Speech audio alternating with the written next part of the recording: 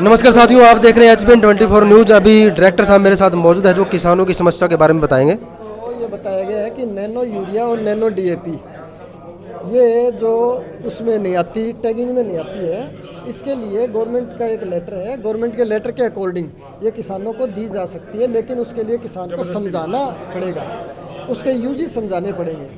हो सकता है किसी ने समझाने के अंदर कोई खामी हो, या वो पूरी तरह समझा नहीं पा रहा हो इसलिए, या वो समझ नहीं पा रहा हो। थोड़ा आप समझाते हैं, आप अभी हो तो कोई किसान देखो, भाई अगर अभी यदि किसान भाई चाहते हैं तो, क्योंकि थोड़े दिनों में जैसे गेहूं के अंदर पीलापन आता है, तो हम गेहूं के अंदर एक स्प्रे करते हैं 2.5 किलो यूरिया की और आधा किलो जिंक की मिला के, वो भी हम एक स्प्रे करते हैं। इसी तरह नैनो यूरिया भी एक स्प्रे है जो कि एक बोतल एक बैग का काम करती है, और यदि वो स्प्रे कर दिया जाए तो किसान की फसल में बहुत बेनिफिट होता है।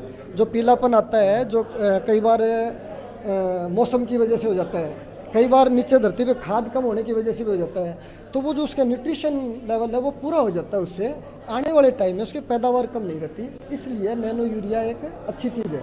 दूसरी बात कि एक ये हमारे देश की पैदावार है।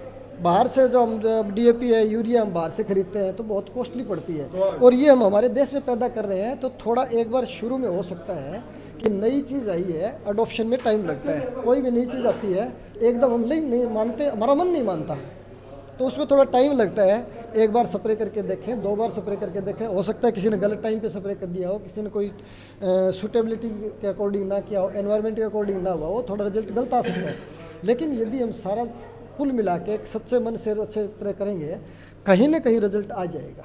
तो क्या कोई टीम ऐसी बनाई गई जो किसानों को इस बारे में बता सके? बिल्कुल, हमारे विलेज लेवल पे कैंप्स लग रहे हैं, हर कैंप के अंदर हम बताते हैं। दूसरा, इफ़को और क्रिब को भी अपने गांव में कैंप लगा रही है, क्योंकि उन्होंने इसको प्रमोट करना है, उन्होंने इसको पैदा किया है। वो भी बार बार गांव में जाके कैंप लगा रहे हैं और लोगों को समझा रहे हैं कि भाई इसका यूज ऐसे होगा, इस टाइम करना है आपको, तो उस टाइम करने पर आपको बेनिफिट मिलेगा, वो भी किया जा रहा है। तो क्या मान के चले सर, जो भी किसान मिलके गए हैं वो समझे कुछ बात को? और ये देखो, हमने तो समझाने की कोशिश की है, आप भी यहीं खड़े थे, और हमारी एक कोशिश भी रहेगी कि किसान के ऊपर कोई ज़बरदस्ती थोपा ना जाए, किसान को मनाया जाए, समझाया जाए और वो चीज़ दी जाए। परिचय बता दें सर। सोम प्रकाश, SDO एग्रीकल्चर। तो जो जबरदस्ती जो सेलर जो किसान पे नैनो खाद थोप रहे हैं उन पे क्या कार्रवाई करेंगे? उनके लाइसेंस सस्पेंड कर दिए 2 के। तो अभी जो हमारे पास शिकायत आई थी 11-12 तारीख को, उनका 14 तारीख को उन्हें लाइसेंस सस्पेंड कर दिया।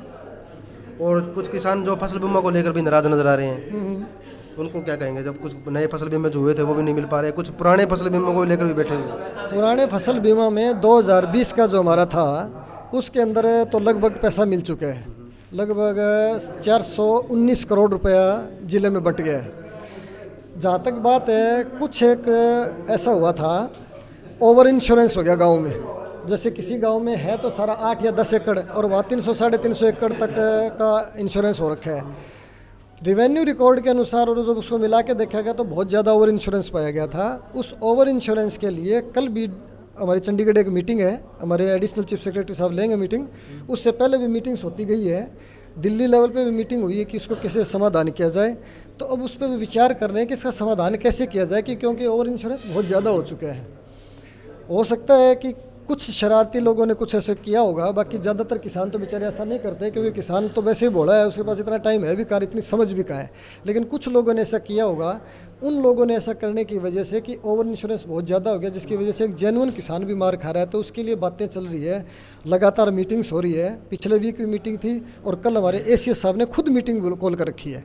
तो उसमें हमारे DC साहब भी जाएंगे, DDA साहब भी जाएंगे, SDM साहिबान भी जाएंगे, और DRO साहिबान भी जाएंगी, और अपना LDM बैंक वाले भी जाएंगे। चलिए, एक समस्या हो रहा है, अगर आपके नॉन में हो तो, जैसे प्रधानमंत्री किसान सम्मान निधि योजना के जो 2000 रुपये आते हैं, काफ़ी किसानों के जो पैसे बंद हो चुके हैं, लेकिन वो बार बार ADO ऑफिस के चक्कर काट रहे हैं, लेकिन अब तक पैसे नहीं आ रहे। वो समस्या से किसान किस प्रकार से सोल्यूशन पा सकते हैं? उसके कई कारण हो सकते हैं।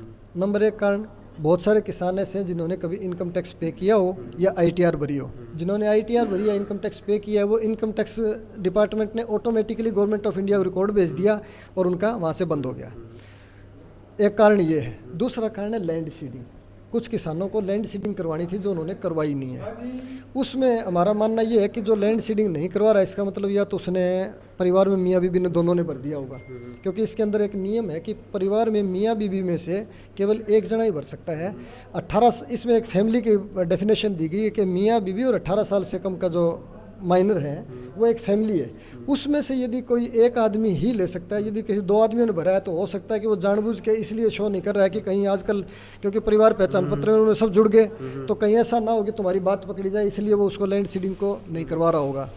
तो ये कुछ ऐसे कारण हैं कि जिनकी वजह से किसान नहीं करवा रहा है। कुछ किसान अपनी आईडी नहीं देना चाहते हैं, कुछ जानबूझ के नहीं कर रहे हैं, तो ये कारण है। अदरवाइज जिस किसान के सारे डॉक्यूमेंट्स कंप्लीट है उनका सारा एज सच पूरा होके और अपने आप ऊपर चला जाता है। हाँ ठीक है, टाइम लगता है क्योंकि यहाँ जो पहले ब्लॉक लेवल पे कार्रवाई होती है, ब्लॉक लेवल के बाद डिस्ट्रिक्ट लेवल पे कार्रवाई होती है, डिस्ट्रिक्ट लेवल के बाद जाए स्टेट लेवल पे, स्टेट से फिर गवर्नमेंट ऑफ इंडिया को जाती है, गवर्नमेंट ऑफ इंडिया उसको फाइनलाइज करके और फिर भेजती है।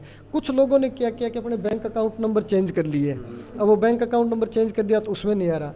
कुछ लोगों के साथ गलती क्या हो रही है कि उन्होंने बैंक अकाउंट 4 है और चारों आधार से जोड़ दिए, अब आधार एनेबल्ड पेमेंट होने लगी तो वो अपने दूसरे अकाउंट को चेक नहीं करते, वो सोचते हैं कि मैंने जो अकाउंट पहले दे रखा था उसी अकाउंट पे पैसे आएंगे, लेकिन वो दूसरे अकाउंट पे पैसे आ जाते हैं। ऐसे लोग हमारे पास आते हैं तो उनके सारे अकाउंट्स की डिटेल निकलवाते हैं, पूछते हैं, पता करते बोले जिस अकाउंट पे पैसे आए हुए हैं, तो वो मान जाते हैं। तो ऐसा नासमझी की वजह से भी ज़्यादा हो रखा है। चलिए ठीक है जी, धन्यवाद, आपने टाइम दिया। आपका बहुत बहुत धन्यवाद।